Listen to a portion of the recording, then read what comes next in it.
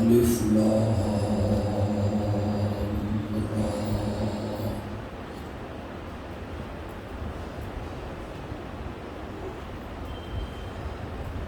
کتاب احکمت آیاتہ ثم فصلت من لدن حکیم خبیر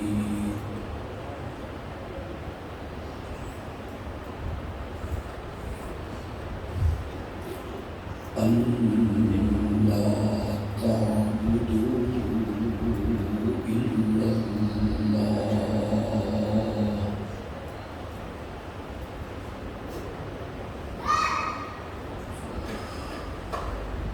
اللهم صل على سيدنا ومولانا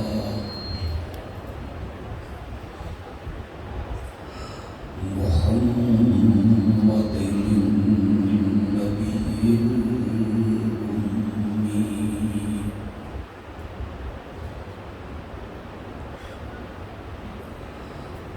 وعلى آله وصحبه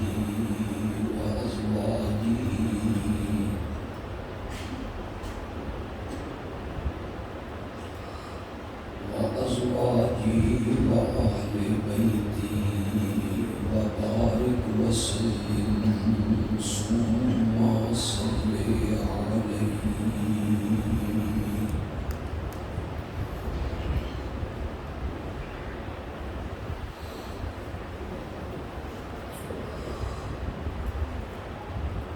اس مسجد کے نمازیوں نے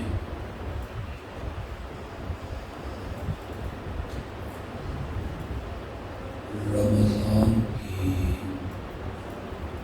جو 20 راتوں میں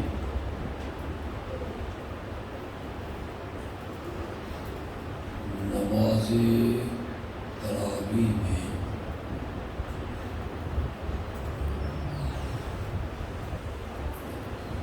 اللہ کی آخری کتاب مقدس کو سنا،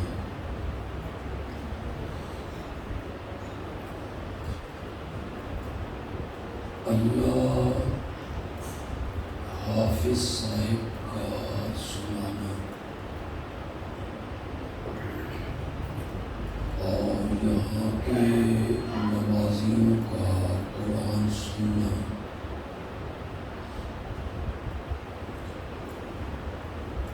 اپنی رحمت سے قبول و منظور فرمانے۔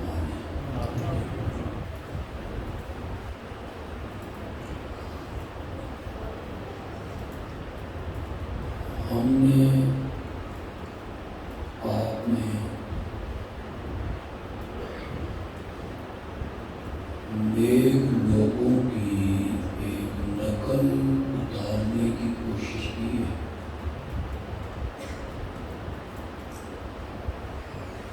اللہ اپنے کرم سے ہماری نقل کو اصل میں تبدیل کرے۔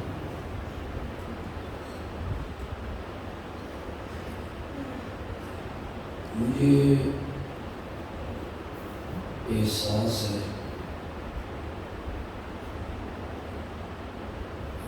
راتیں انتہائی مختصر ہیں۔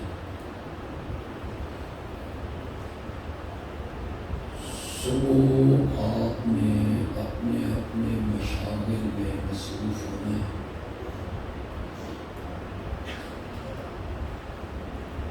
زیادہ وقت نہیں ہوگا، صرف ایک حقیقت سمجھانے کی کوشش کروں۔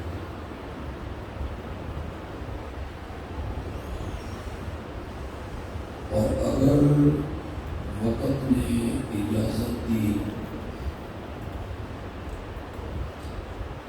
تھوڑی سی گفتگو عظمت صحابہ کے بھی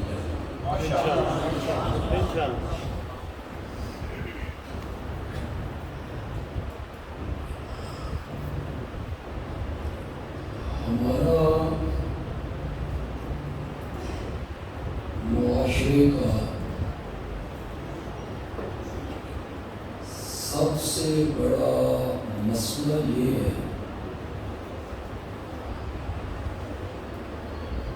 کہ کلمہ پڑھنے والے کی اکثریت ہے، انہیں بدقسمتی سے ناظرہ قرآن پڑھنا بھی نہیں آتا۔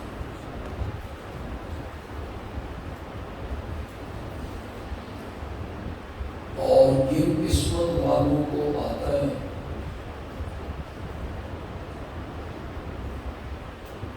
ان میں سے کسی نے اپنی دادی سے پڑھ لیا، کسی نے اپنی نانی سے پڑھ لیا، کسی نے محلے کی زنانی سے پڑھ لیا۔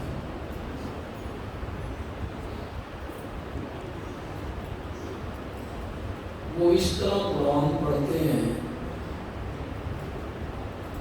کہ اگر کبھی جبریل ان سے قرآن سن لے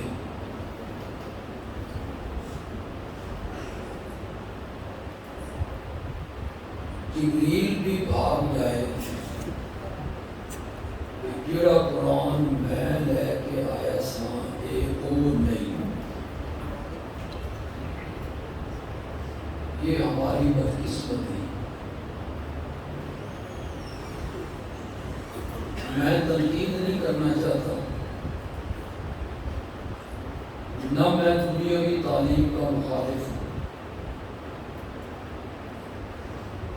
لیکن آپ اپنے بچے کی دنیاوی تعلیم کے لیے اچھے سے اچھے اسکول کا انتخاب کرتے ہیں، اسے ٹیوشن پڑھانے کے لیے اچھے ٹیچر کا انتخاب کرتے ہیں، اس میں آپ کو ہزاروں روپے کی فیس دینی پڑے تو آپ نے کبھی پرواہ نہیں کی۔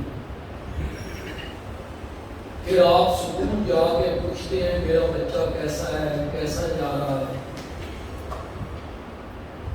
لیکن آج تک آپ نے اپنے بچے کو قرآن پڑھانے کے متعلق کبھی نہیں سوچا کہ یہ جہاں پڑھ رہا ہے ٹھیک پڑھ رہا ہے یا غلط پڑھ رہا ہے؟ میری بات آپ کو سمجھ آ رہی؟ سمجھ نہیں آ رہی؟ یہ جو ہماری مسجدوں میں ناظرے کی کلاس لگتی ہے، 1 گھنٹے کی کلاس ہوتی ہے، اس میں بھی بچے قاری صاحب کو کہتے ہیں جلدی کرو کہ سارا سکول کا ٹائم ہو گیا، ہم نے وردی بھی پہنی ہے، ناشتہ بھی کرنا ہے۔ وہاں 80 بچہ ہوتا ہے، ایک بچے کو 40 سیکنڈ ملتے ہیں، کیا پڑھنا ہے؟ کسی نے کبھی نہیں سوچا، نہ ہم نے کبھی سوچا، نہ مسجد والوں نے کبھی سوچا، نہ مسجد کی انتظامیہ نے کبھی سوچا، نہ آپ نے کبھی قاری صاحب سے آ کے پوچھا کہ میرا بچہ کیسا جا رہا ہے۔ یہ ہمارے معاشرے کا ایک بہت بڑا مسئلہ ہے اور پرابلم ہے کہ ہم قرآن سے دور ہو رہے ہیں، اور جنہیں ناظرہ قرآن پڑھنا آتا ہے، اگر میں یہ دعویٰ کروں تو شاید میرا دعویٰ غلط نہ ہو کہ 99% لوگ کلمہ پڑھنے والے ایسے ہیں جنہیں الف سے لے کے یا تک اور سر سے لے کے پاؤں تک کوئی پتہ نہیں ہے کہ قرآن کیا کہہ رہا ہے۔ میں صحیح کہہ رہا ہوں کہ نہیں کہہ رہا ہوں؟ ہم نے اسے برکت کی کتاب سمجھ لی۔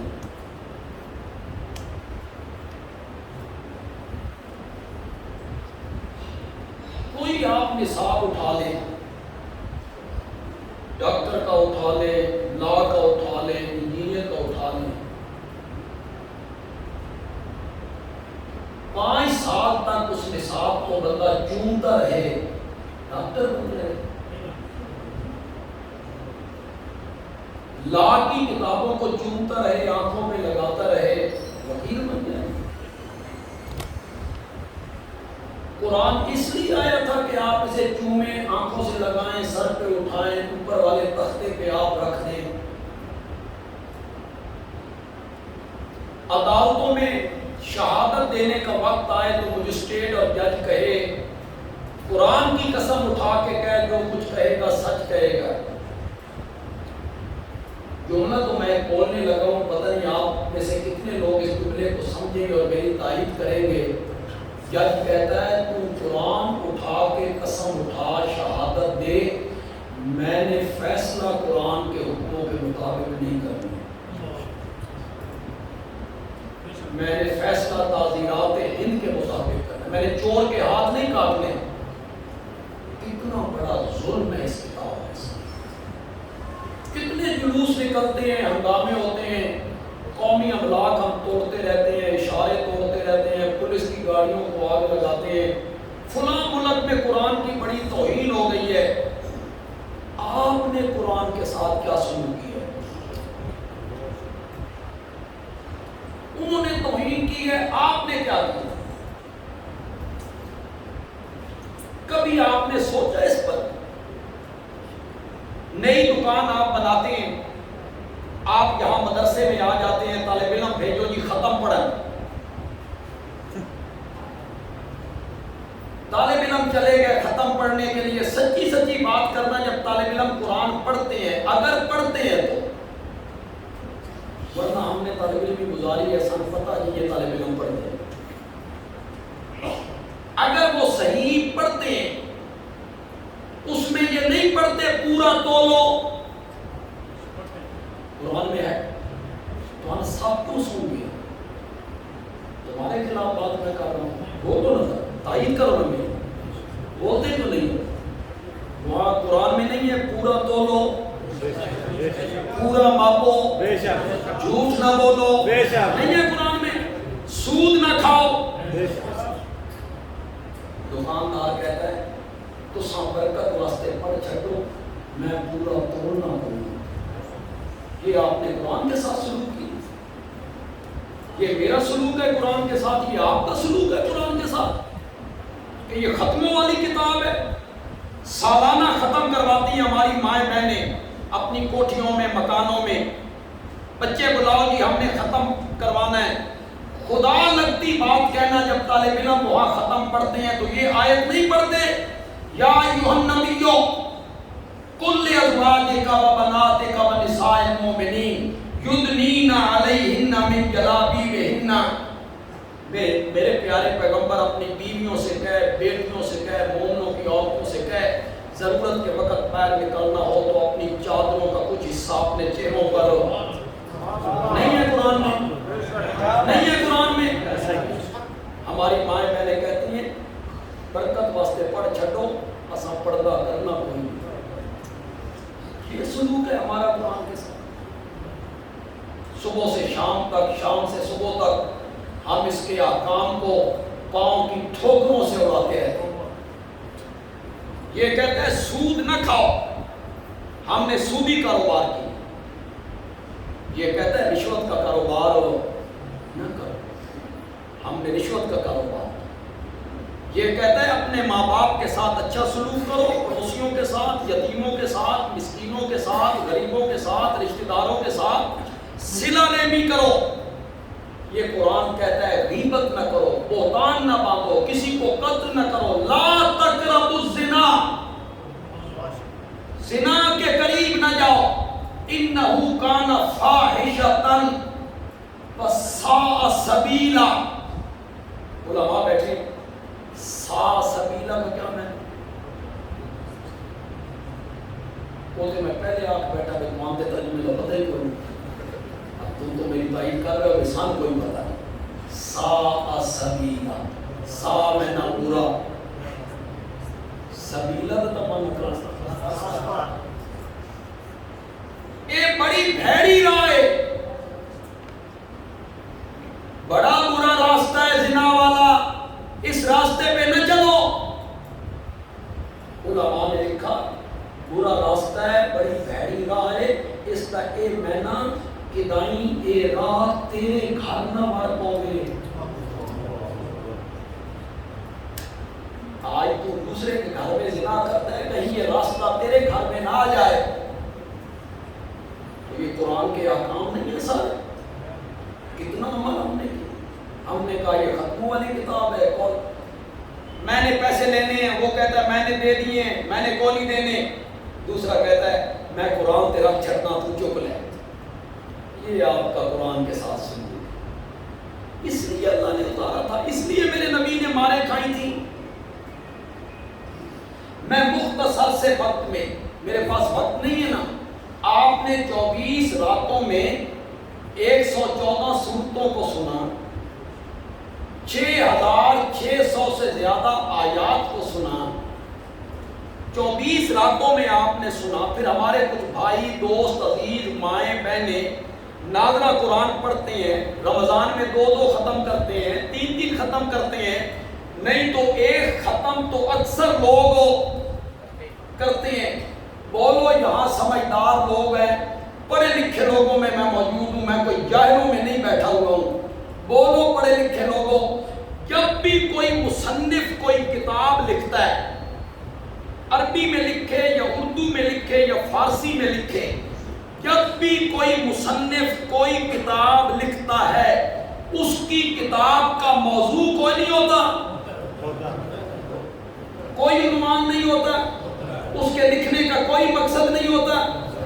اگر کتاب کا عنوان کوئی نہ ہو, کتاب کا موضوع کوئی نہ ہو, کتاب کا دعویٰ کوئی نہ ہو, کتاب لکھنے کا مقصد کوئی نہ ہو, تو ایسی کتاب پڑھنے کے لیے کوئی تیار نہیں ہوتا. وہ کہتے ہیں کہنا کیا چاہتا ہے مصنف, منوانا کیا چاہتا ہے, اس نے کتاب کیوں لکھی ہے. اگر ہر مصنف کی کتاب لکھنے کا کوئی نہ کوئی مقصد ہوتا ہے, دعویٰ ہوتا ہے, موضوع ہوتا ہے, عنوان ہوتا ہے, تو سرائے عالمگیر کے لوگوں, قرآن تو شہنشاہ کی کتاب ہے.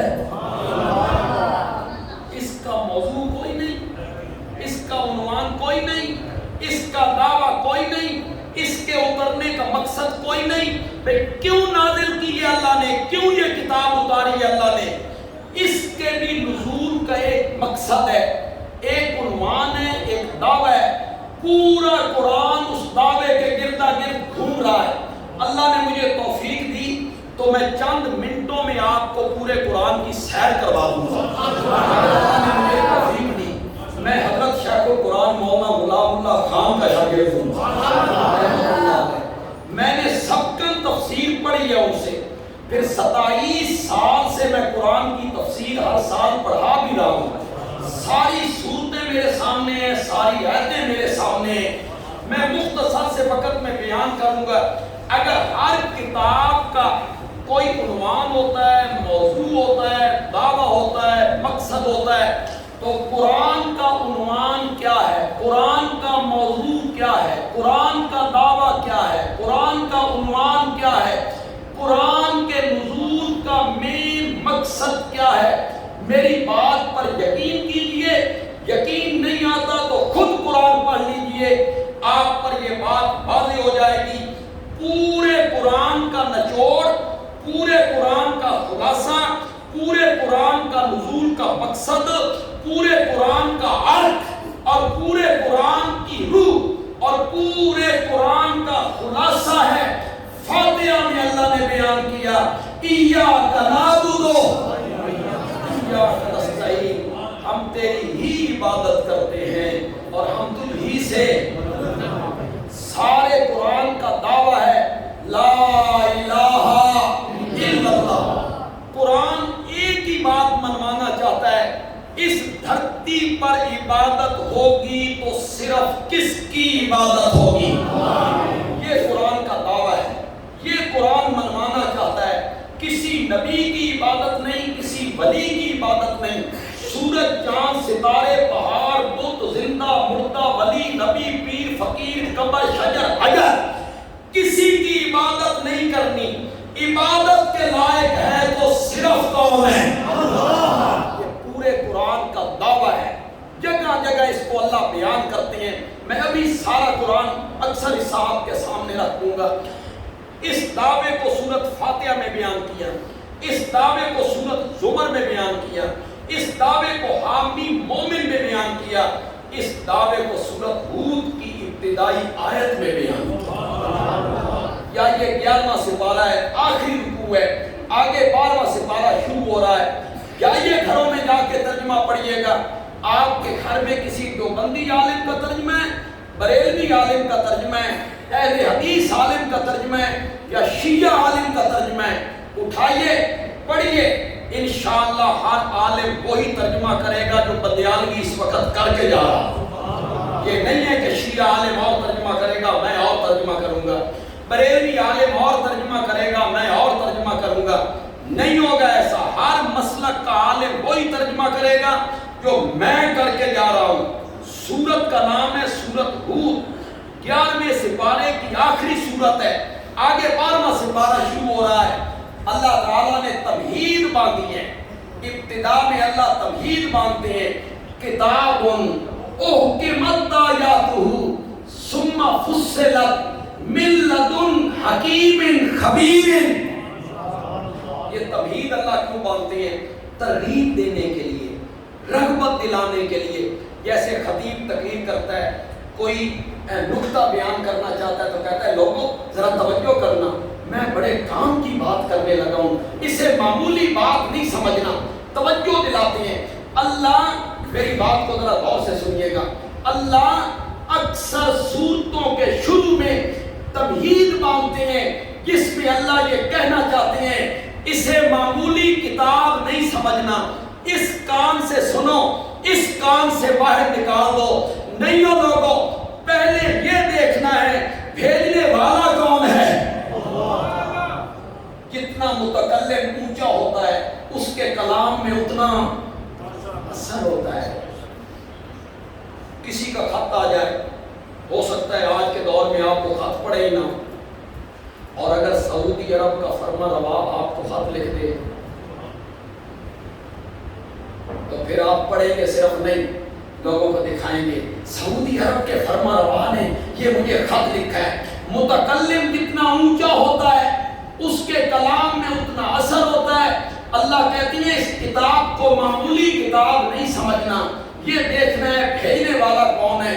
اور کبھی کبھی اللہ اپنے پیارے پیغمبر کو اپنے ساتھ شامل کرتے ہیں, جس طرح سورۃ ابراہیم کے شروع میں کیا کتاب انزلناہ الیک, کتاب انزلناہ الیک.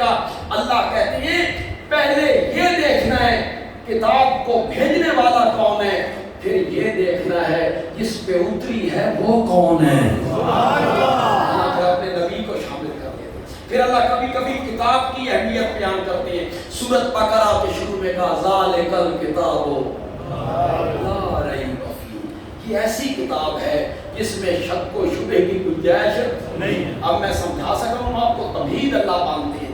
ایک اہم بات سمجھانی ہے, اللہ اس کے لیے تمہید باندھتے ہیں.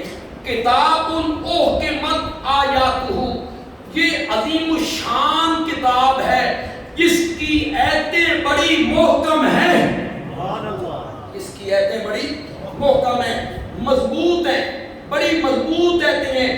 ثم فصلت, قربان جاؤ, ثم فصلت, پھر یہ معمہ نہیں ہے جو حل نہ ہو سکے, یہ الجھی ہوئی ڈور نہیں ہے جس کا سرا نہ مل سکے.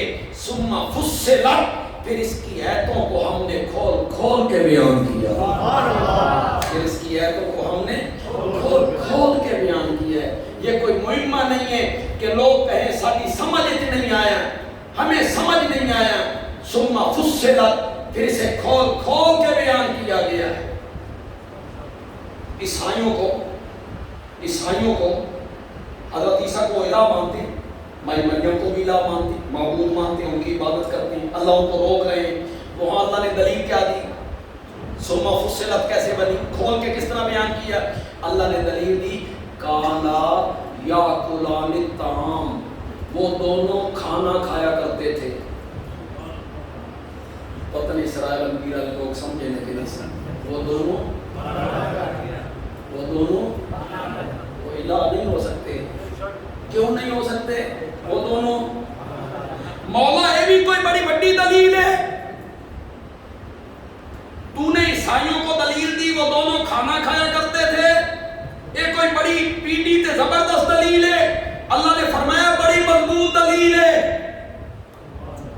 میرے نقطۂ نظر نال دیکھ, جو کھانے کا محتاج ہوتا ہے وہ زمین کا محتاج ہوتا ہے. جو کھانے کا محتاج ہوتا ہے وہ زمین کا محتاج ہوتا ہے. جو کھانے کا محتاج ہوتا ہے وہ بیج پھینکنے کا محتاج ہوتا ہے.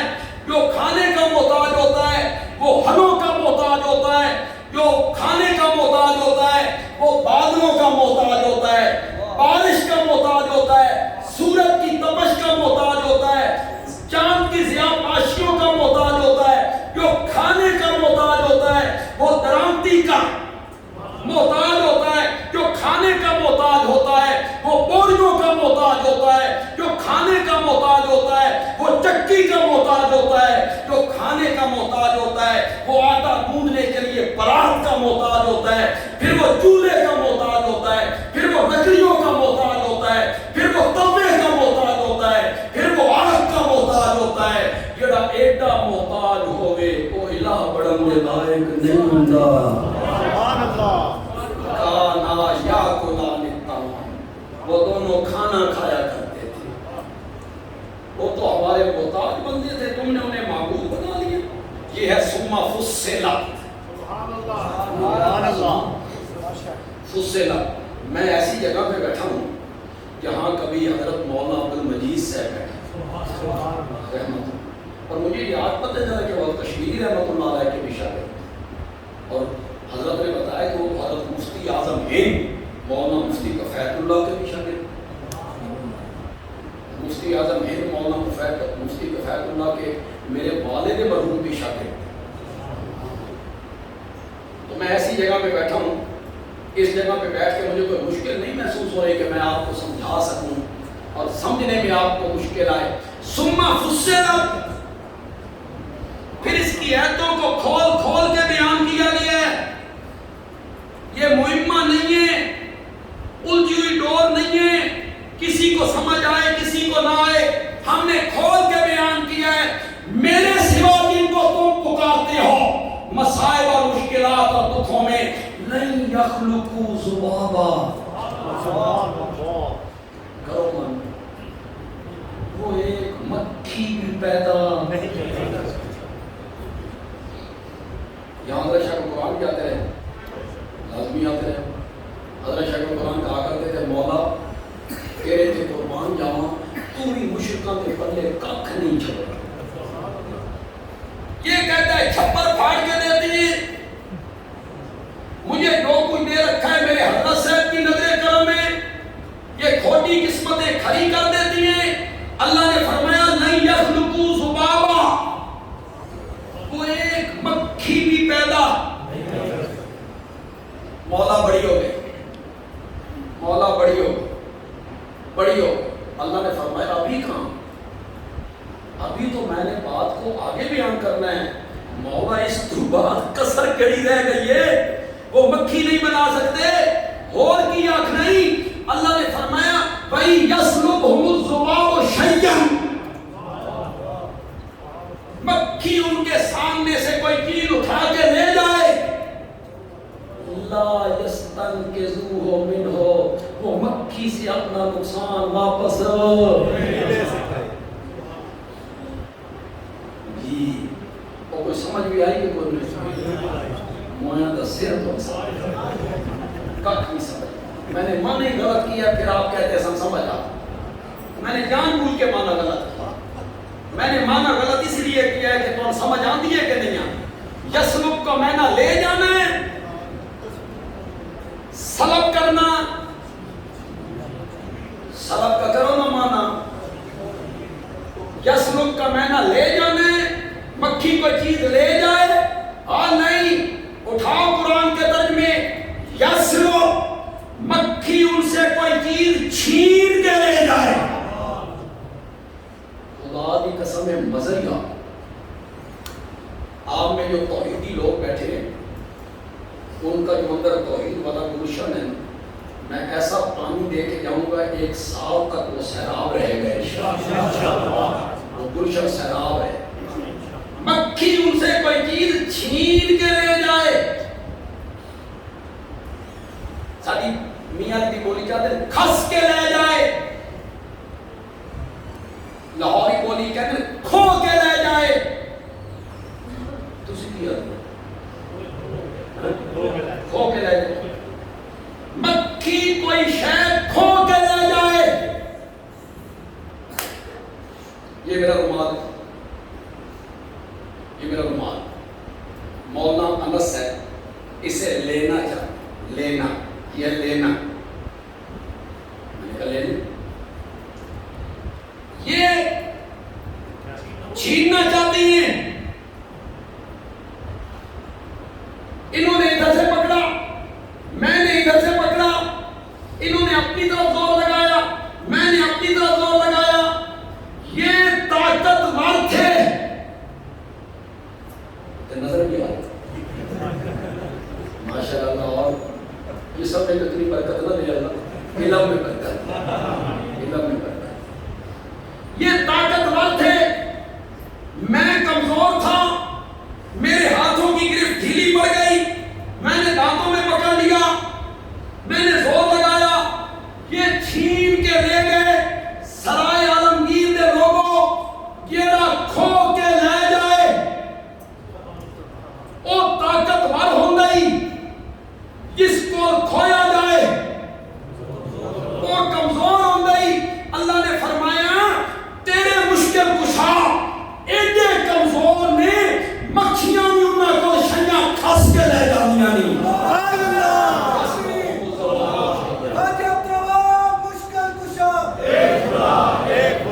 سوما فصلا. پھر ہم نے اس قرآن کی آیتوں کو کھول کھول کے بیان کیا. کوئی مہمہ نہیں ہے، سمجھ نہ آئے. آیتیں محکم بھی ہیں، پھر آیتیں مفصل بھی ہیں. آگے کیا کہا؟ من لدن حکیم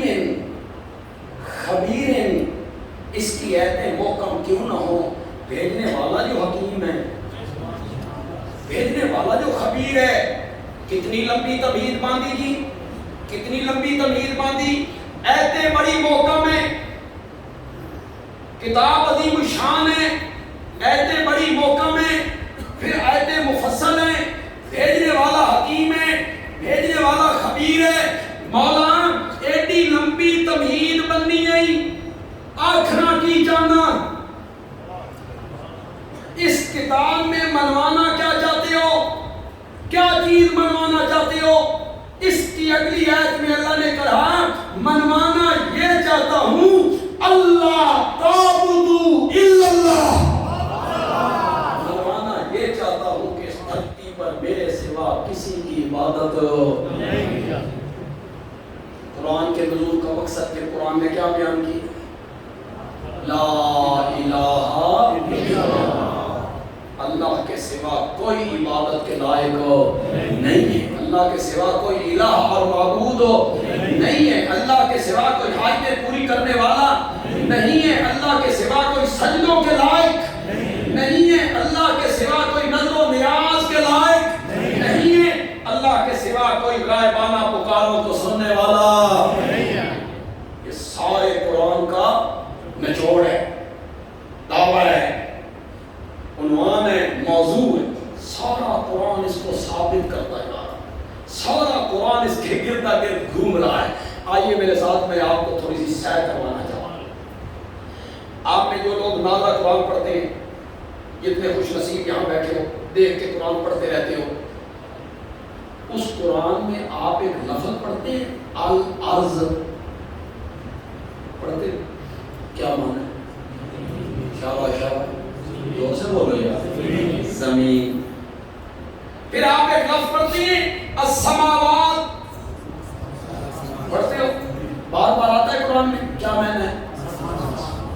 پھر ایک لفظ آپ پڑھتے ہیں اللیل. کیا معنی ہے؟ النہار. الشمس، القمر، الکواکب، الغمام، بادل، البر، خشکی، البحر، سمندر. پڑھتے رہتے ہو. آپ نے نہ بولنا تو میں بھی چھوڑ کے رس گیا. میں سر بولتی تو آگے سوئی تھے بھی نہیں بولنا چاہتے تھے. بولو یار. نہیں پڑھتے؟ پڑھتے ہو. الارض، السماء، اللیل، النہار، الشمس، القمر، الکواکب، الشجر، الغمام، البر، البحر. زمین، آسمان، پہاڑ، سورج، چاند، ستارے، بادل، بارش، رات، دن، خشکی، سمندر. یہ اللہ تمہیں کہانیاں سناتا. یہ اللہ قرآن میں تمہیں کہانیاں سناتا رہتا ہے. کہانیاں سناتا ہے تمہیں. کبھی زمین کا ذکر کرتا ہے، کبھی آسمان کا، کبھی سورج کا، کبھی ستاروں کا، کبھی چاند کا، کبھی بادلوں کا، کبھی دریا کا، کبھی خشکی کا، کبھی پھلوں کا. یہ تمہیں کہانیاں سناتا ہے. نہیں اللہ اپنے دعوے پر عقلی دلیلیں پیش کرتا ہے. دعویٰ کیا ہے؟ لا الہ الا اللہ. میرے سوا کوئی الہ نہیں، میرے سوا کوئی عبادت کے لائق نہیں. اس پر دلیل دی. میرے سوا کوئی معبود نہیں. اس کی دلیل یہ ہے چلتے ہوئے پانی پہ زمین کو میں نے بچھایا ہے. بغیر ستونوں کے اتنی بڑی چھت کو میں نے کھڑا کیا. یہ کتنے فٹ ہے بڑی مسجد؟ دوسرے میں 4 ستون دے والے. ستون ہی دیکھو کتنی بڑی، 4 فٹ ہے، 4 ستون ہے، اس میں بیم ہے. کاریگر نے کہا ہوگا مولانا یہ سریا گھٹانا چاہتے ہوتے 2 ستون تو دینے پڑے. واہ میرے اللہ، کتنی بڑی چھت کھڑی کی جس کے نیچے. اس کو دیکھ، میری توحید کو پہچاننے کی کوشش کر.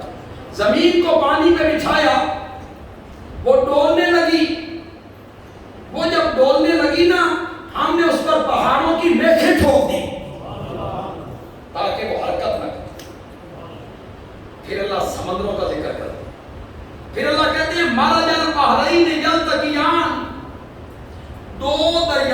کو ملا کے چلایا، بینہما برزخ، ان دونوں کے درمیان ایک پردہ رکھا، ان کو ملنے نہیں دیتا، ایک کا پانی میٹھا، ایک کا پانی کڑوا، ایک کا مزیدار، ایک کا کھاری، یہ زبان کو نہیں لگایا جاتا، یہ پیتے ہیں تو میٹھا لگتا ہے، دونوں میں مچھلیاں پالی، اس میں بھی مچھلیاں پالی، اس میں بھی مچھلیاں پالی، تیرا ذہن یہ کہتا ہوگا کیڑیاں مچھلیاں میٹھے پانی میں پلی، ان کا ذائقہ اچھا ہونا چاہیے، جو کڑوے پانی میں پلی ان کا ذائقہ برا ہونا چاہیے۔ ہم نے پانی کے ذائقوں میں فرق رکھ دیا، مچھلی کے گوشت کے ذائقے میں فرق نہیں آنے دیا۔ یہ سب کو کیا دیتا ہے؟ دلیلیں دیتا ہے۔ میری الوہیت کو پہچان، جو قرآن کا دعویٰ ہے اللہ دلائل سے منواتا ہے وہ دعویٰ، میری الوہیت کو پہچان، اس کائنات کا معبود میں ہوں۔ دلیل کیا ہے؟ زمین میں نے بنائی، دلیل کیا ہے؟ آسمان میں نے بنایا، دلیل کیا ہے؟ رات دن کا نظام میں نے چلایا، دلیل کیا ہے؟ سورج نظام، سورج چاند کو ایک پٹڑی پہ میں نے چلایا۔ اور اللہ دلیلیں دیتے دیتے آخر میں آ کے اللہ کہتے ہیں ابھی میری توحید کی سمجھ نہیں آئی، اپنی پیدائش دیکھ، علم یکن نطفۃ من منی یمنی، تو گندے پانی کا ایک قطرہ تھا، مدتوں باپ کی پیٹھ میں ٹھہرایا، پھر ماں کے رحم میں ٹپکایا، فی ظلمات ثلاث، ثلاث کا معنی تو کرو یار، زور سے بولو یار، ظلمات تین اندھیروں میں، پیٹ کا اندھیرا ایک، رحم کا اندھیرا دو، اس پردے اور جھلی کا اندھیرا تین، اس پردے میں لپیٹ کے ہم تیری تصویریں بنا رہے تھے۔ کہاں؟ تین اندھیروں میں، تین اندھیروں میں، فی ظلمات، اپنی پیدائش کو دیکھ، گندے پانی، ایک جملہ یہاں کہا کرتا ہوں، خود بڑا لطف لیتا ہوں، لیکن آپ سے میری ملاقات کم ہوتی ہے، آپ میرے مزاج سے واقف نہیں، میں آپ کے مزاج سے واقف نہیں، میں آپ کے لیے نیا ہوں، آپ میرے لیے نئے، تو تھوڑا سا آپ ذوق دکھائیں تو میں وہ جملہ کہنا چاہتا ہوں۔ جملہ ختم ہو تو پھر اس طرح تو سبحان اللہ بنتی ہے کہ پوری مسجد گونج اٹھے، وہ بھی تب جب آپ کو مزہ آئے، مزہ آئے۔ اللہ نے فرمایا میری الوہیت کو پہچاننے کی کوشش کر، میری معبودیت کو پہچاننے کی کوشش کر، میں گندے پانی کے قطرے پر تین اندھیروں میں نقشے جماتا ہوں اور یوسف جیسا حسین بنا کے رکھ دیا کرتا ہوں۔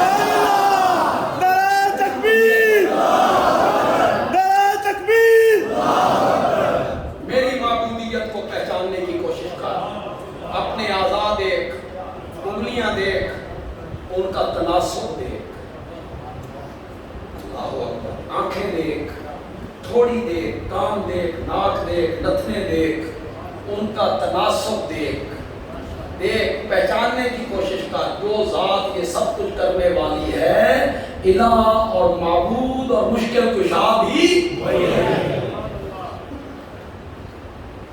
پھر اللہ جانور دکھا دے، دروازے پہ بندے ہوئی بھینس دیکھ، گائے دیکھ، بکری دیکھ، ان لکم فی الانعام لعبرۃ نسقیکم مما فی بطونہ من بین فرث و دم،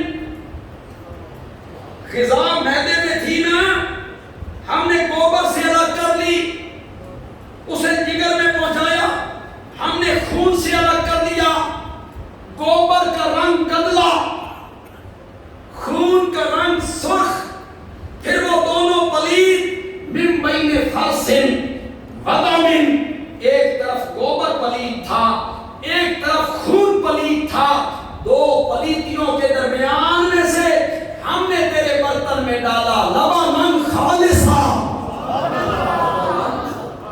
جو ہستی یہ سب کچھ کرنے والی ہے، الہ اور معبود بھی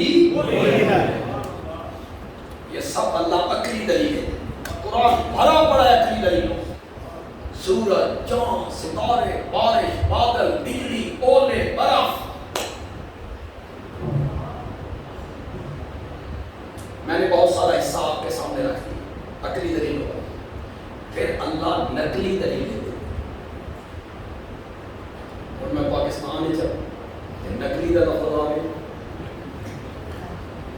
پاکستانیوں کا ذہن تو ایک ہی طرف جاتا ہے, نقلی بمقابلہ اصلی. ایک چیز اصلی ہوتی ہے, ایک چیز یہ اور نقلی نہیں. آپ کے ذہن میں ہے نا یہ وہ نقلی نہیں. یہ کون سی نقلی ہے؟ جو کمرہ امتحان میں بچے ایک دوسرے کی نقل اتارتے ہیں. نقل مارنا. وہ نقل مارنا کیا ہوتا ہے؟ اگلے لڑکے کا پرچہ اپنے پرچے سے نقل کرنا. سامنے بچہ بیٹھا ہوا ہے, اس کا پرچہ اپنے پرچے سے نقل کرنا. اللہ پہلے نبیوں کی بات قرآن میں نقل کرتی ہے. آئی سمجھ کے کو نہیں آئی؟ پہلے نبیوں کی بات قرآن میں. اب آپ جب قرآن پڑھتے ہیں انشاءاللہ اس کے بعد آپ قرآن پڑھیں گے آپ کو بڑا مزہ آئے گا. یہاں الارض آئے, السماوات آئے, الجبال آئے, الغمام آئے, اللیل آئے, النہار آئے, الشجر, الحجر, البر, البحر, اللیل, النہار. جہاں جہاں آئے گا آپ کا ذہن فوراً اس طرف جانا چاہیے. یہ سب عقلی دلیلیں ہیں اس بات پر کہ لا الہ الا اللہ. قرآن ہرا پڑا. پھر آپ قرآن میں جب پڑھتے ہیں تو آپ حضرت نوح کا ذکر پڑھتے ہیں کہ کون نہیں پڑھتے؟ حضرت ہود کا, حضرت یوسف کا, حضرت یعقوب کا, حضرت ابراہیم کا, حضرت زکریا کا, حضرت موسیٰ کا, حضرت عیسیٰ کا پڑھتے ہو. قرآن میں اللہ پہلے نبیوں کی بات کو نقل کرتے ہیں. پھر اللہ قرآن میں پہلی کتابوں کی بات کو نقل کرتے ہیں. تورات کی بات, انجیل کی بات, زبور کی بات. اور کبھی کبھی اللہ فرشتوں کی بات کو نقل کرتے ہیں. کبھی اللہ جنوں کی بات نقل کرتے ہیں. اس جملے پہ اگر آپ نے سبحان اللہ نہیں کہا تو میں سمجھوں گا کہ آپ بڑے بد ذوق ہیں یار, آپ میں ذوق نہیں ہے. کبھی کبھی اللہ کو بات پسند آ جائے تو اللہ حدود کی بات کو نقل کرتے ہیں. حدود کی بات کو قرآن میں کیا کر دیتے ہیں؟ نقل کر دیتے ہیں. اللہ کو پسند آ جائے تو چیمٹی کی بات قرآن میں نقل کر دیتے ہیں. فرشتوں کی بات قرآن میں نقل کر دیتے ہیں. نبیوں کی بات قرآن میں نقل کر دیتے ہیں. کیوں نقل کرتے ہیں؟ میرا نبی جب لا الہ الا اللہ کی دعوت دیتا تو مشرکین عرب کہتے تھے ما سمعنا بہذا فی الملۃ الاخرہ. یہ توحید کی دعوت جو تو دیتا پھرتا ہے یہ پچھلے دینوں میں ہمیں نظر نہیں آتی. ہم نے یہ بات کبھی نہیں سنی. تو نئی بات کرتا ہے. اللہ حضرت نوح کی بات, حضرت ابراہیم کی بات, حضرت یوسف کی بات, حضرت عیسیٰ کی بات قرآن میں نقل کر کے کہنا چاہتے ہیں اوے لوگوں قرآن میں میرا نبی جو دعویٰ پیش کر رہا ہے یہ دعویٰ کوئی میرا دعویٰ نہیں ہے. پہلے نبیوں نے بھی اپنی اپنی قوموں کے سامنے اسی کو بیان کیا تھا. حضرت نوح نے یہی دعوت دی تھی, حضرت ہود نے یہی دعوت دی تھی. جیل کی تنگ و تاریک کوٹھڑی میں حضرت یوسف نے یہی دعوت دی تھی. اور ماں کی گود میں جب ہم نے عیسیٰ کو بلوایا تو ماں کی گود میں عیسیٰ نے یہی کہا تھا ان اللہ ربی و ربکم فاعبدوہ ھذا صراط مستقیم. حضرت عیسیٰ کی دعوت یہی تھی, سارے نبیوں کی دعوت یہی تھی, تورات کی دعوت یہی تھی, انجیل کی دعوت یہی تھی, زبور کی دعوت یہی تھی. فرشتے یہی کہتے رہے. جنات نے اپنی قوم کو تبلیغ کرتے ہوئے یہی کہا تھا. حدود نے سلیمان کے دربار میں توحید بیان کرتے ہوئے یہی کہا تھا. الہ اور معبود کون ہے؟ اور کوئی سمجھ نہیں آئی کہ قرآن کا دعویٰ کیا ہے؟ اس پر اللہ کون سے دلائل دیتے ہیں؟ پھر کون سے دلائل دیتے ہیں؟ پہلے نبیوں کی بات کو قرآن میں کیا کرتے ہیں؟ میں نے بہت سارا حصہ قرآن کا آپ کے سامنے رکھ دیا. پھر کبھی کبھی اللہ دلیل وحی دیتے ہیں. اس کو ہم کیا کہتے ہیں؟ دلیل وحی. دلیل وحی کیا ہوتی ہے؟ دلیل وحی ہوتی ہے اللہ لوگوں سے کہنا چاہتی ہے میرے نبی سے کیوں لڑتے ہو؟ میرے نبی کا راستہ کیوں روکتے ہو؟ میرے نبی کو مجنون، کذاب، ساحر، جادوگر کیوں کہتے ہو؟ میرے نبی کے قتل کے مشورے کیوں کرتے ہو؟ میرے نبی کو وطن سے نکالنے کے مشورے کیوں کرتے ہو؟ میرا نبی جو کچھ کہتا ہے اپنی مرضی سے کہتا ہے، نہیں ہو لوگوں، وہ میری وحی سے کہتا ہے. میرے نبی سے کیوں کرتے ہو؟ 40 سال میرے نبی نے تمہارے اندر گزارے، پہلے کبھی یہ بیان کیا؟ پہلے کبھی یہ دعوت دی؟ کبھی نہیں دی. اب دی، میری طرف سے وحی اتری.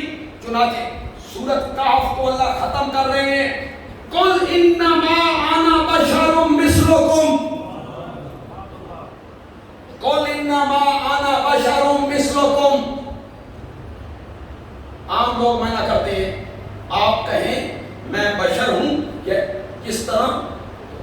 تمہاری طرح. کیا منع کرتے ہیں؟ تمہاری. میں یہ معنی نہیں کرتا. میں وہ معنی کرتا ہوں جو شاہ عبد القادر محدث دہلوی نے رحمۃ. ہندوستان میں سب سے پہلے اردو کا ترجمہ انہوں نے کیا اور اتنا فقہ ترجمہ کیا. امیر شریعت سید عطا اللہ شاہ بخاری رحمۃ اللہ علیہ فرماتے تھے اگر اللہ قرآن اردو میں اتارتا تو بالکل اسی طرح اتارتا جس طرح شاہ عبد القادر نے ترجمہ کرتا. اتنا فٹ ترجمہ. انہوں نے مثلوں کا معنی پہلے کیا، قوم کا بعد میں کیا، بالکل اسی ترتیب سے کیا. میں بشر ہوں جیسے تم، تمہاری طرح نہیں، تمہاری طرح جیسے تم. یہ ہمارے دوست ہمارے متعلق پروپیگنڈا کرتے رہتے ہیں کہ نبی کو اپنے آ سمجھ، یہ نبی کو اپنے جیسا مانتے. تو یہ بڑے گستاخ ہیں، بڑے بے ادب ہیں. نبی کو اپنی طرح انا للہ. سارے علماء دیوبند، سارے اشاعت التوحید کے علماء جو اب موجود ہیں وہ بھی، جو گزر گئے وہ بھی، ان جیسے علماء سے اگر یہ ساری دھرتی بھر جائے، کعبہ کے رب کی قسم ہے میرے پیارے پیغمبر کی گوتی مبارک کے نیچے جو ریت کا ذرہ لگا کرتا تھا اس کا بھی مقابلہ نہیں ہو سکتا. یہ صرف متنفر کرنے کے لیے کہا جاتا ہے کہ لوگ سارے نیڑے کر دیں، لوگ دور سے توبہ توبہ کریں، اپنے آپ مت دیں.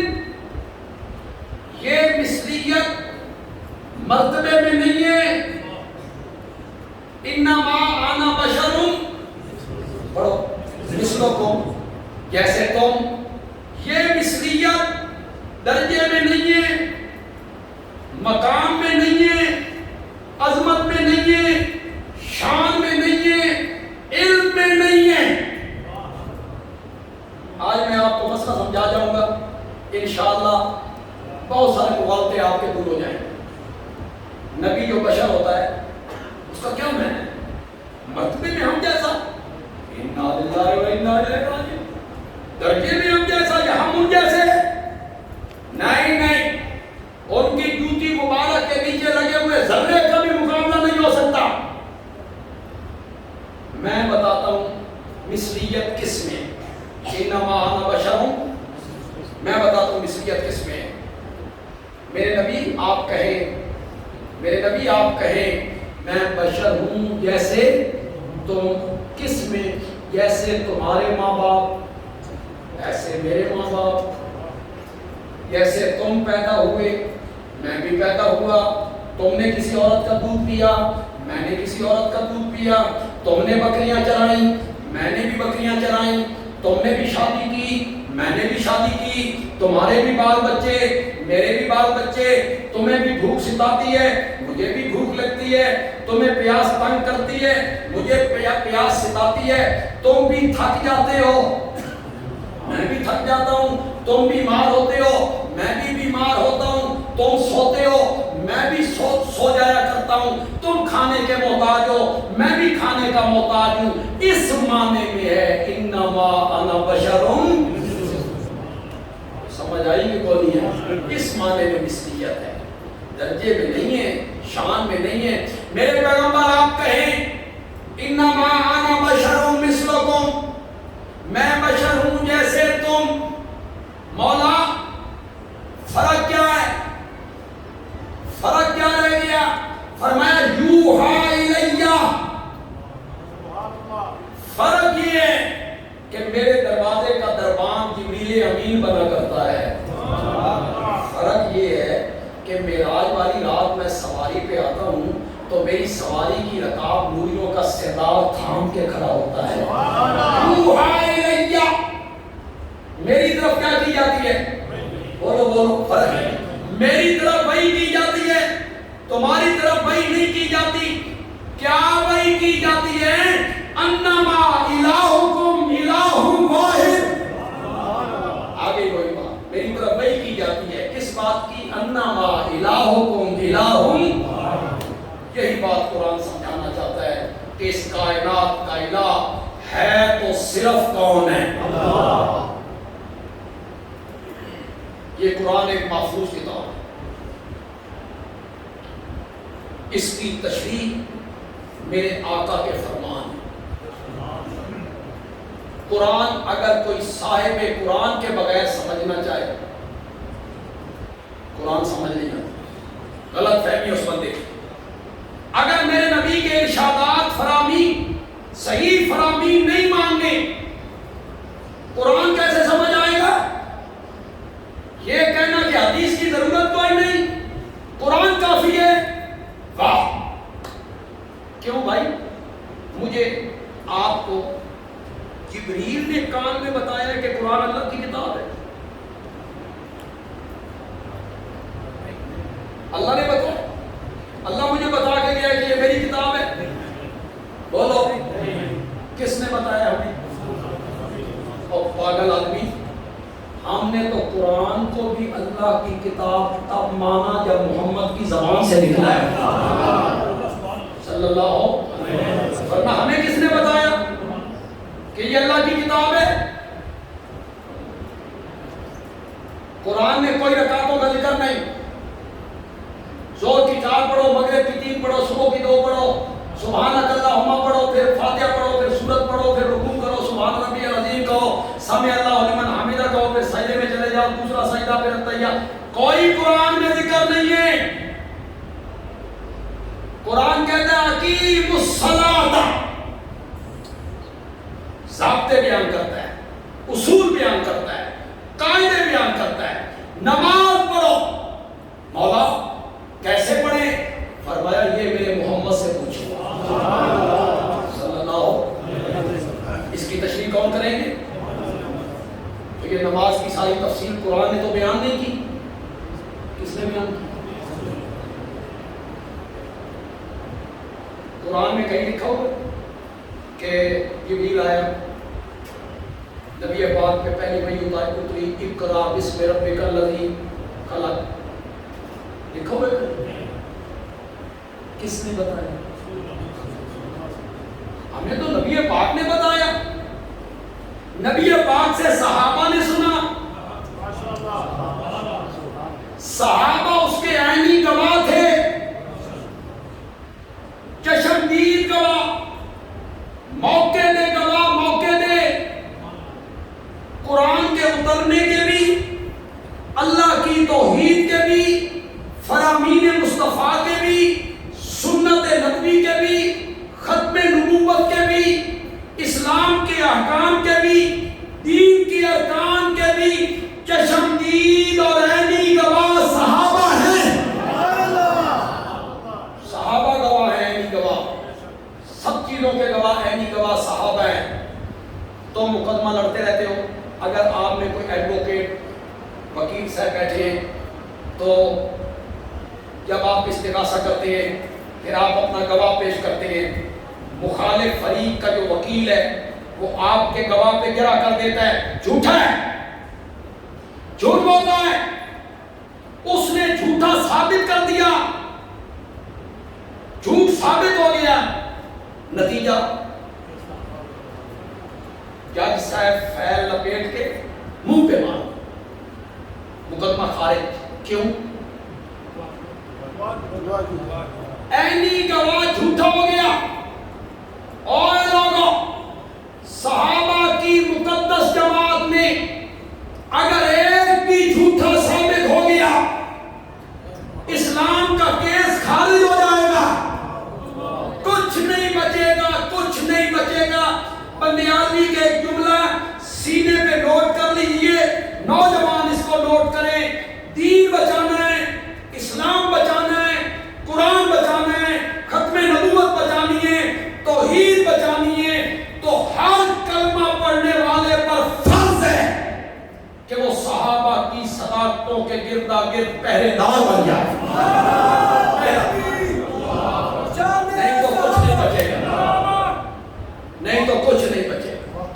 ایک بھی جھوٹا ثابت ہو گیا تو کچھ نہیں رہے۔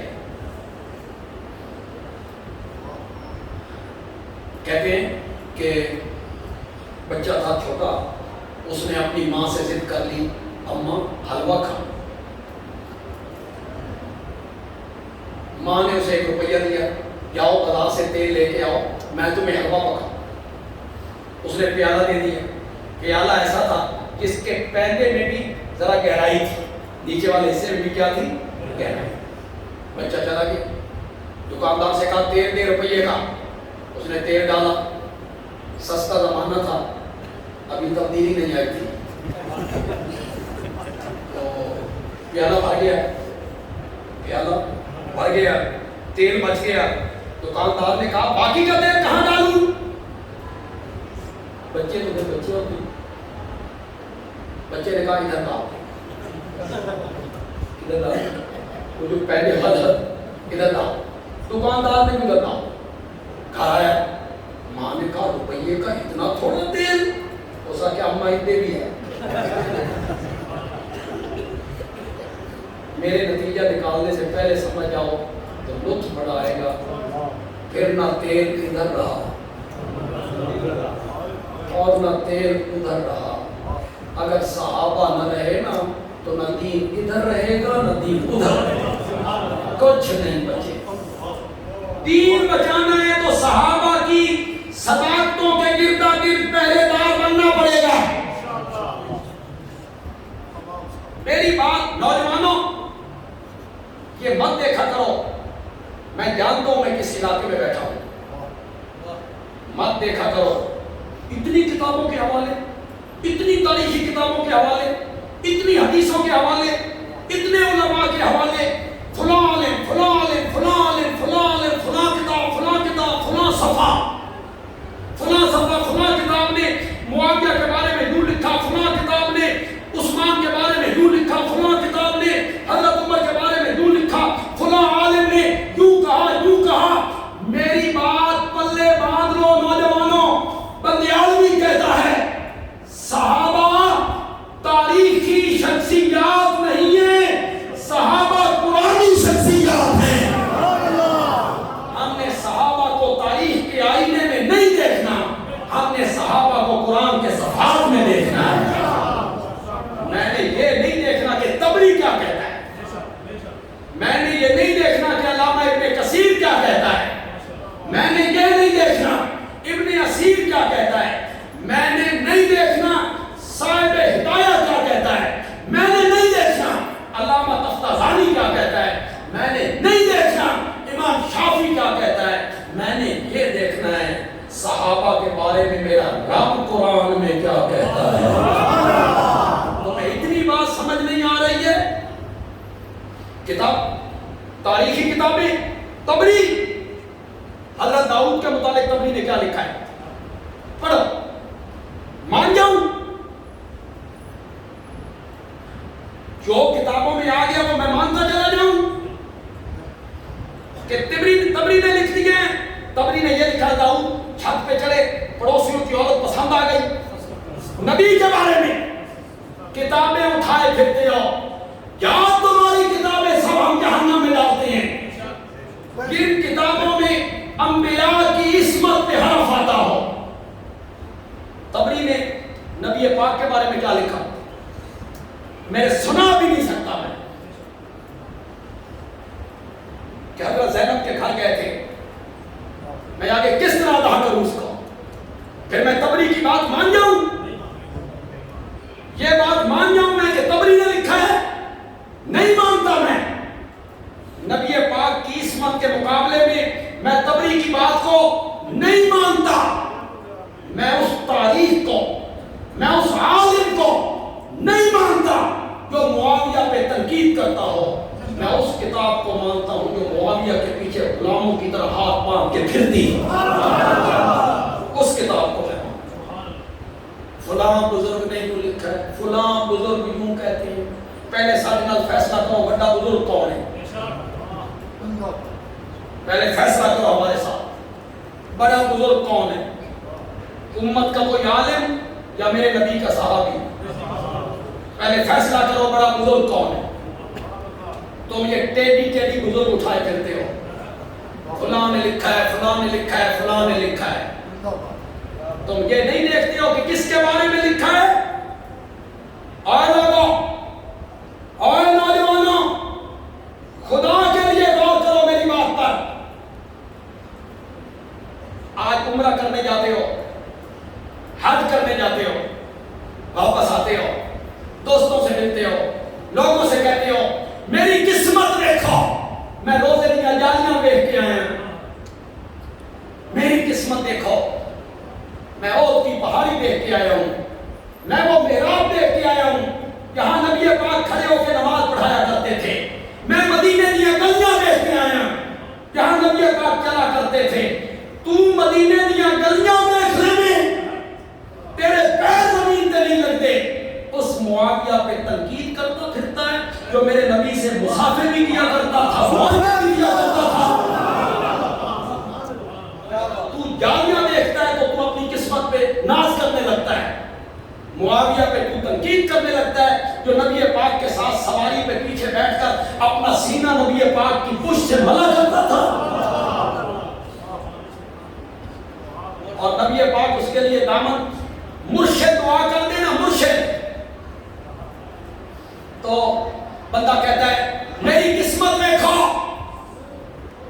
میرے مرشد نے میرے لیے دعا کی ہے، اور میرا مرشد اس کی دعا عرش کا سینہ چیر کے نکل گئی ہے، تیرا مرشد دعا کرے وہ عرش کا سینہ چیر دیتی ہے، اور میرا نبی جب دامن معاویہ کے لیے پھیلا کے دعائیں مانگتا ہے، ان پہ تو تنقید کرنے لگ جاتا ہے، ان کی تو غلطیاں گنوانے لگ جاتا ہے۔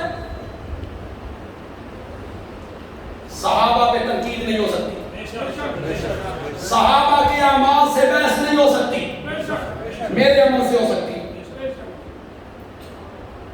مولانا کے عمل سے ہو سکتی ہے، مولانا کے عمل سے ہو سکتی ہے، حافظ، نعت خوان، مفتی، فقیہ، مفسر، محدث، سب کے عملوں سے بحث ہو سکتی ہے، صحابہ کے اعمال سے بحث نہیں ہو سکتی۔ کیوں نہیں ہو سکتی؟ یہ تو آپ نے پوچھا نہیں، کیوں نہیں ہو سکتی؟ میرا علم کسبی ہے، محنت کی تو عالم بنا، محنت کی تو حافظ بنا، محنت کی تو مفتی بنا، محنت کی تو مفسر بنا، محنت کی تو قاری بنا، محنت کی تو محدث بنا، یہ مجھے عمل سے، محنت سے مرتبہ حاصل ہوا، مجھ پر بحث ہو سکتی ہے۔ صحابیت کا درجہ محنت سے، کمائی سے، عمل سے نہیں ملتا، اللہ کی عطا ہوتی ہے جی۔ جب یہ درجہ اعمال کی وجہ سے ملا ہی نہیں تو پھر صحابہ کے اعمال سے بحث کیوں؟ بحث تو تب کا جو مرتبہ عمل کی وجہ سے ملا ہوتا، پہلے عمل چنگے سن، بعد میں برے ہو گئے، یوں ہی تنقید کرنے لگ جاتے ہو اور ممم تنقید کرتے ہو۔ پہلے فیصلہ کرو۔ میں نے پچھلے سال دورہ تفسیر میں اسے چیلنج کیا تھا، میرے چیلنج کا آج تک جواب نہیں آیا، اور میں آج اس کے پڑوس میں آ کے پھر چیلنج کرتا ہوں، پھر چیلنج کرتا ہوں۔ پہلے فیصلہ کر، اعلان کر، معاویہ کو صحابی مانگتا ہے یا نہیں مانگتا، پہلے فیصلہ کر۔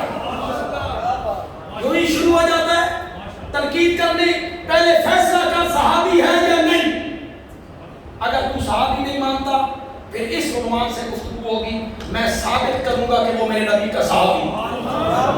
میں بخاری سے ثابت کروں گا اور یہ بھی ثابت کروں گا کہ فتح مکہ سے 1 سال پہلے ایمان لایا تھا. میں ثابت کروں بخاری سے ثابت کروں. پہلے یہ فیصلہ سامنے آنا. تقیے کے پردوں میں چھپ کے باتیں کرتے ہو, شروع ہو جاتے ہو تنقید کرنے. پہلے فیصلہ کرو صحابی مانتے ہو یا نہیں. نہیں مانتے ہو تو بحث کا رخ اور ہوگا, اور اگر صحابی مانتے ہو تو پھر بحث کا رخ ہو. آپ آمنے سامنے بات کرنا چاہتے ہیں, ہم تیار ہیں. آپ اپنے چینل پہ, میں اپنے چینل پہ. آپ دلائل دیں, میں دلائل دیں, دنیا فیصلہ کرے. اس طرح کرنا چاہتے ہو تو ہم اس کے لیے بھی حاضر ہیں. سامنے تیری جرأت کو تیری جرأت کو ہم جو ہیں, کیوں بھائی حضرت معاویہ سے ہماری رشتہ داری, میری کوئی رشتہ داری ہے حضرت معاویہ سے, آپ کی کوئی رشتہ داری ہے, اور ہمیں تو ایک ہی چیز مجبور کر رہی ہے کہ وہ میرے نبی کا صحابی ہے. بس وہ میرے نبی کا صحابی ہے. 40 سال تک اس نے حکومت کی, 20 سال گورنر, 19 سال 54 صوبوں کا حکمران, 54 صوبوں کا حکمران. کل ایک مولوی صاحب تھے, مفتی صاحب کے کراچی میں, ہم معاویہ کی سیاست کو نہیں مانتے. وہ سمجھے پاکستان والی سیاست. اس پاگل کو یہ پتہ نہیں کہ سیاست معاویہ کسے کہتے ہیں, اور سیاست معاویہ سیاست کا لفظ پاکستان والا ہے. اس سیاست کی بات ہو, میرا جملہ پسند آ جائے تو کہنا بندیال کی اچھی بات ہے. مفتی صاحب آپ کو کس نے کہا ہے کہ آپ معاویہ کی سیاست کو مانیں نہ مانیں؟ آپ کے ماننے نہ ماننے سے کیا ہوتا ہے؟ حضرت علی کے 2 بیٹوں نے معاویہ کی سیاست کو مانا. تو نہیں مانتا تو نہ مان. حضرت حسن نے مانا, حضرت حسین نے مانا, دونوں بھائیوں نے ان کی سیاست کو مانا. ان کے بیت المال سے وظیفے لی, ان کے ہاتھ پر بیعت کی. رجال کشی 3ری صدی کا عالم ہے, اس کا صفحہ 101 اٹھاؤ صفحہ 101. دونوں بھائیوں نے دمشق جا کے حضرت معاویہ کے ہاتھ پر بیعت کی ہے کہ نہیں کی؟ آج تمہیں یاد آ رہا ہے حضرت علی کا دشمن تھا, حضرت علی کا دشمن تھا معاویہ. حضرت حسن کو نہیں پتا تھا کہ یہ میرے باپ کا دشمن ہے. تم حضرت حسن سے زیادہ محب آ گئے حضرت علی کے, تمہیں حضرت علی سے زیادہ محبت ہے حسنین کریمین سے. انہیں نہیں پتا تھا کہ ہمارے باپ کے مقابلے میں آیا. انہوں نے سلو کی. سرائے عالمگیر کے لوگوں, کس بندے سے حضرت علی کے 2 بیٹوں نے صلح کی ہے, ہم نے بھی اس سے صلح کی ہے. ہم اس سے نہیں لڑ سکتے. حضرت علی کے بیٹے اس سے نہیں لڑتے, ہم بھی نہیں لڑتے. حضرت علی کے بیٹوں نے صلح کر لی, ہم نے بھی معاویہ سے کیا کر لی ہے. ہم نے تو حضرت علی کے بیٹوں کو دیکھ کے صلح کی. باقی رہ گئی یہ بات کہ فلاں نے یہ کہا, فلاں نے یہ کہا, فلاں نے یہ کہا. مسلم میں جو حضرت عباس کا قول ہے حضرت علی کے بارے میں, اگر تجھے زیادہ خواہش ہوگی میں حدیث نمبر بھی تمہیں بتاؤں. حضرت عباس کا قول ہے حضرت علی کے بارے میں خدا کی قسم اسے ادا بھی نہیں کر سکتا. ہے بھی مسلم میں اور ہے بھی امیر المومنین حضرت عمر کے سامنے. حضرت عباس نے حضرت علی کے متعلق کیا جملے کہے, تجھ میں جرأت ہے تو وہ جملے سنا لوگوں کو. کہتے ہو فلاں نے لکھا, فلاں نے لکھا. حضرت عباس نے حضرت علی کے متعلق جو کچھ کہا مسلم نے نقل کیا, سناؤ لوگوں کو. وہ جملے جو حضرت عباس نے کہے جنہیں میں ادا نہیں کر سکتا, میں حضرت علی کے بارے میں حضرت عباس کے جملوں کو نہیں مانتا. میں نہیں مانتا. وہ جو جملے ہیں حضرت علی کے بارے میں ان جملوں کو نہیں مانتا. کیوں نہیں مانتا؟ میں حضرت علی کو قرآن کے ورقوں میں دیکھتا ہوں, قرآن کہتا ہے اولئک هم المتقون، متقی بندہ جھوٹا نہیں ہو سکتا، میں نے بس صرف اشارہ کرا، متقی بندہ جھوٹا نہیں ہو سکتا۔ تو میں کیا کہوں گا؟ میں کہوں گا حضرت ایسے نہیں ہو سکتے، نہیں ہو سکتے۔ بھائی حضرت عباس نے کہا ہے میں اس کی تعویل کروں گا، تعویل کیا کروں گا؟ کسی حضرت علی کے دشمن نے، حضرت علی کے کسی دشمن نے وہ جملے زبردستی حضرت عباس کی زبان میں ٹھوسے ہیں، اس دشمن کے جملے منسوب کس کی طرف کر دیے؟ حضرت عباس کی طرف۔ حضرت علی کا دامن پاک ہے، حضرت علی ایسے نہیں ہو سکتے، نہیں ہو سکتے، وہ میرے نبی کے صحابی ہیں۔ اولئک هم الصادقون، اولئک هم المتقون، اولئک هم الراشدون۔ میں نے تعبیر کی ہے، میں نے تعبیر کی ہے، قرآن کو میں نے اپنی جگہ میں رکھا، حضرت عباس کے جملوں کی میں نے تعبیر کی ہے۔ تو بھی بندے دا پتر بن، اگر کسی عالم کا کوئی جملہ حضرت معاویہ کے بارے میں تجھے ملتا ہے اس میں تعبیر کر، تعبیر کر اس میں، تو کہہ کسی دشمن صحابہ نے یہ جملہ اس عالم کی طرف منسوب کیا ہے جس میں معاویہ کی توہین ہو رہی ہے، معاویہ ایسا نہیں ہو سکتا اس لیے کہ وہ میرے نبی کا صحابی ہے، اور صحابہ کے بارے میں قرآن کہتا ہے اولئک هم المتقون۔ تو بھی یہ کہنا، تو بھی یہ کہنا، تعبیر کرنا، جو عالم جملہ کہتا چلا جائے اس کو نقل کرتے چلے جاتے ہو، جملے تو پھر بہت سارے نکل آئیں گے، بس بندیالوی کی تقریر کے آخری جملے اور میں اس طرح جملوں کا جواب آپ سے نہیں سننا چاہتا جس طرح آپ نے ساری تقریر سنی۔ کوئی بندیالوی صاحب لگے رہا سام توڑے اعتبار ہے،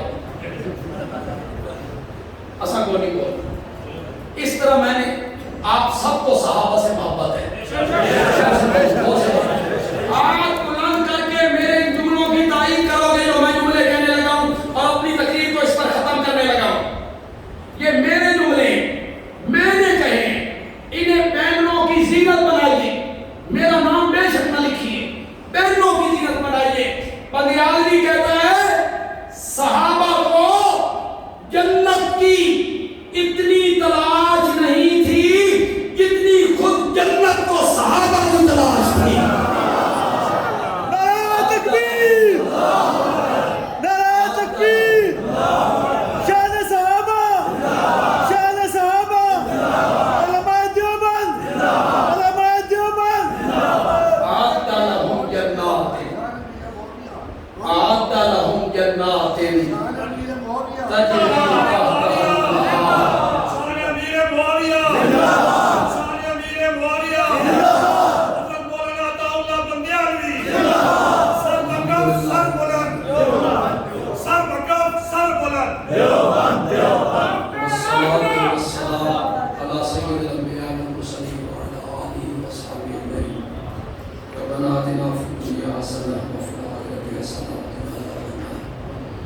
اللہ اس مرکز کو جو توحید و سنت کا مرکز ہے، اللہ اس کو ہمیشہ قائم و دائم رکھے، اللہ اسے ترقیوں سے مالا مال فرمائے، انہیں کسی کا محتاج نہ کرے، اللہ اپنے دروازے کا محتاج رکھے۔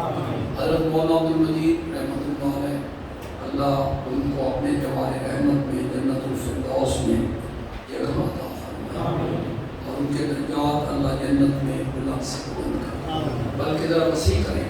میں نے ذرا بخل سے کام لے لی، اتنے مومن مسلمان مرد و عورت، ہمارے بزرگ مائیں بہنیں، مومن مسلمان اس دنیا سے جا چکے ہیں، سب کے لیے دعا کرو، اللہ سب کی مغفرت فرمائے، اللہ سب کے درجات بلند فرمائے، اور اللہ ان کی کوتاہیوں سے درگزر فرمائے۔ یہ روزے اور بات کا قیام ہم ایک نقل سی اتار رہے ہیں، اللہ ہماری نقل کو اصل میں تبدیل فرمائے۔ جو کچھ میں نے کہا اللہ کی رضا کے لیے کہا، اللہ اس کو مؤثر فرمائے۔ آپ جتنی دیر یہاں بیٹھے رہے، اللہ اس وقت کو ہم سب کے لیے ذخیرہ